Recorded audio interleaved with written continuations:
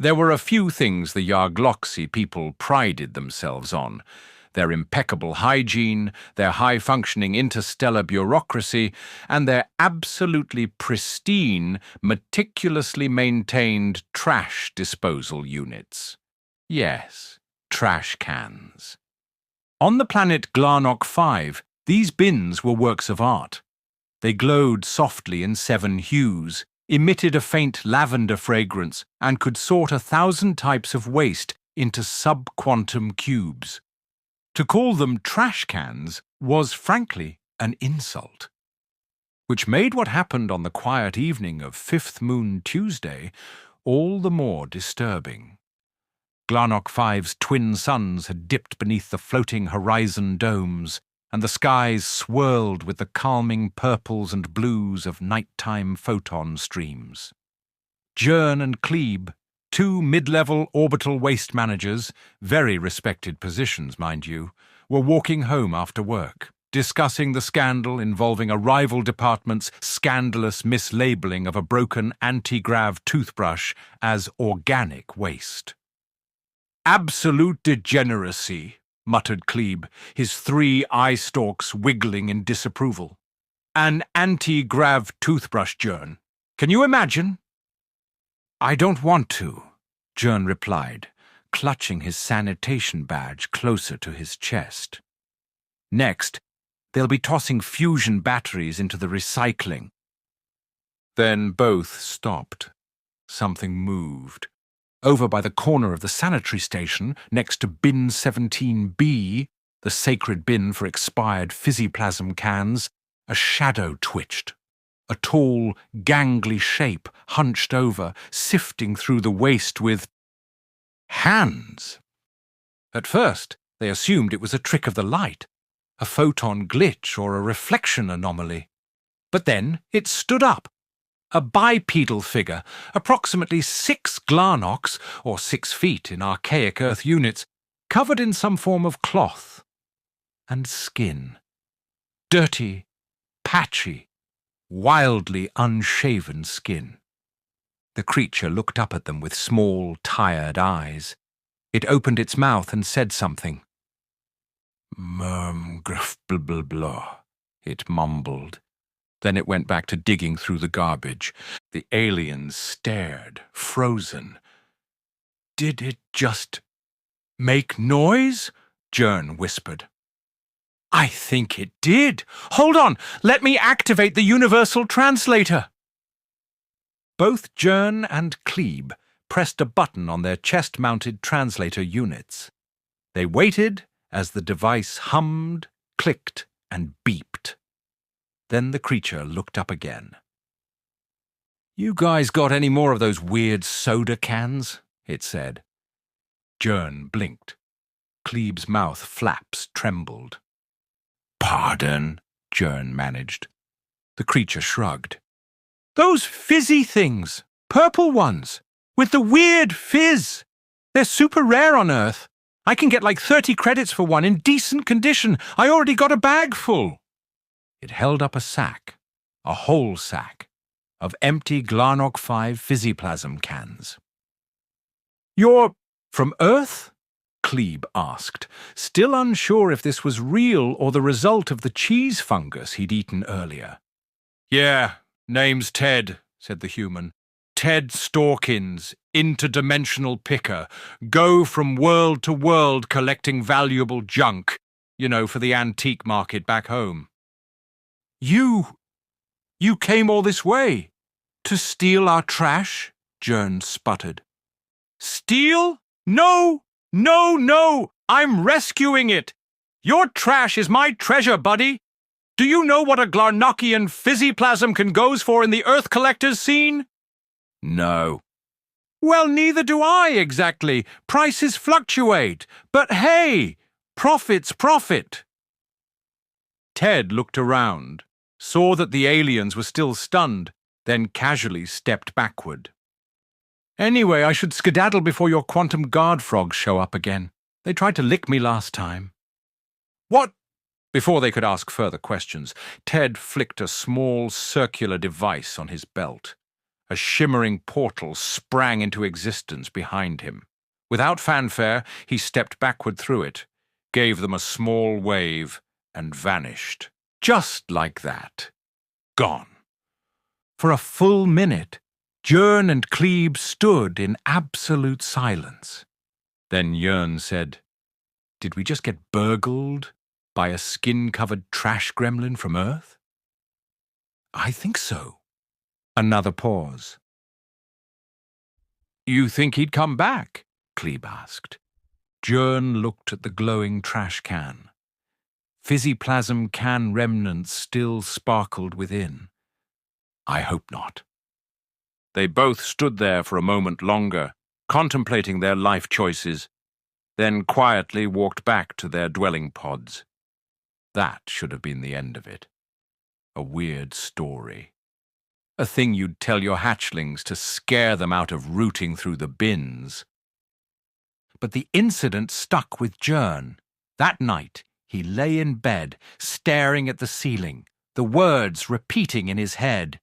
"You guys got any more of those weird soda cans?" The next morning, instead of filing his usual reports, Jörn sat at his terminal and opened a blank writing slate. He began to type. Title: The Trash Gremlin from Earth. A work of fiction by Jörn Glab. Chapter 1. A Can Too Far. It was a time of peace, a time of sanitation. The bins gleamed beneath twin suns, until it came. The creature. From the realm of dirt and skin. A being unlike any seen before. It walked, it talked, and most horrifically, it dug through the sacred cans. Klebe thought he'd gone mad. "You're writing fiction? About him?" "Yes," Jörn replied, eyes shining. "It's a cautionary tale, a bold exploration of what it means to throw something away and what happens when it comes back." "But it's trash!" "Exactly." Weeks passed, then months. Jörn's little story, posted anonymously on the galactic net lattice under the pseudonym BinLover94, spread like a quantum virus. People thought it was satire, then horror, then comedy again. It was oddly inspiring. Reviews poured in, "A poignant tale of identity and garbage." The literary lava bot. "Strangely sensual." Glarnockian Book Club Monthly. "Changed my whole view on trash and earthlings. I think I'm in love with Ted." Anonymous. Before long, the trash gremlin from Earth became a galactic sensation. There were holoplays, graphic novels, a musical. Ted Storkins, the unwashed trash sifter, became a legend. And then came the merchandising. Jörn was now absurdly rich. He had speaking tours, interviews. He even got a cameo on Dancing with the Star Gods. The fame was intoxicating. But Klebe remained wary. "He's going to come back, you know." "Who?"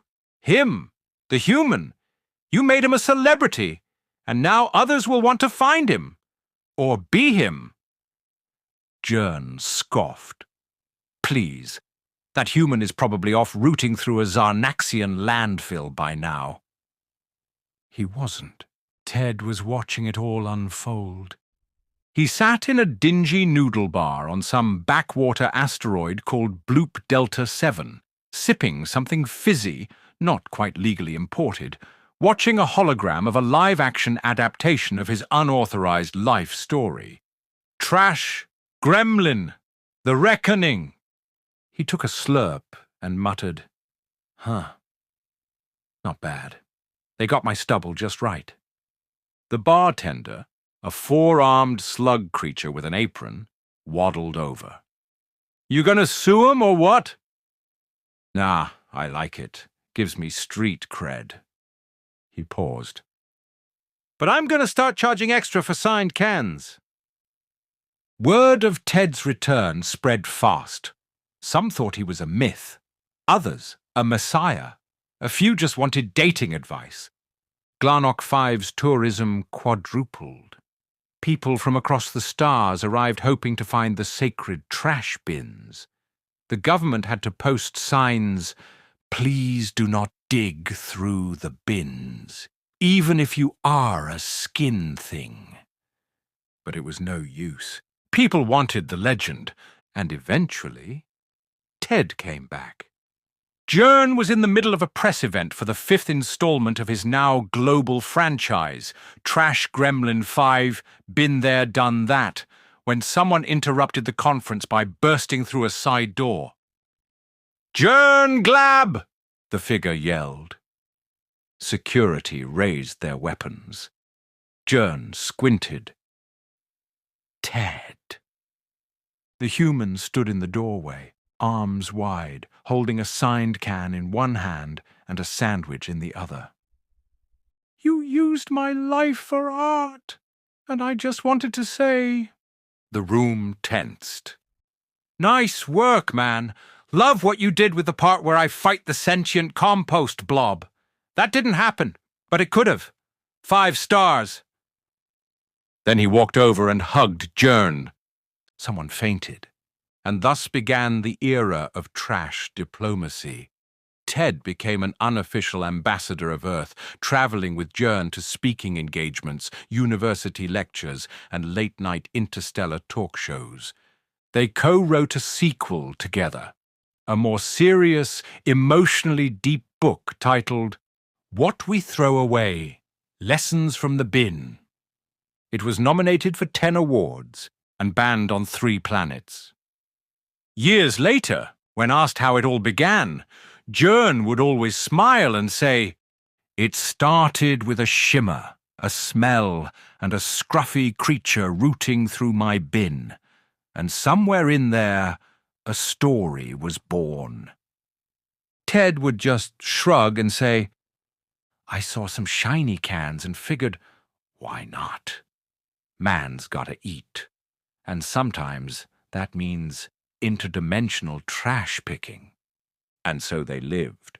One a famed author, the other a cosmic legend, all thanks to a trash can.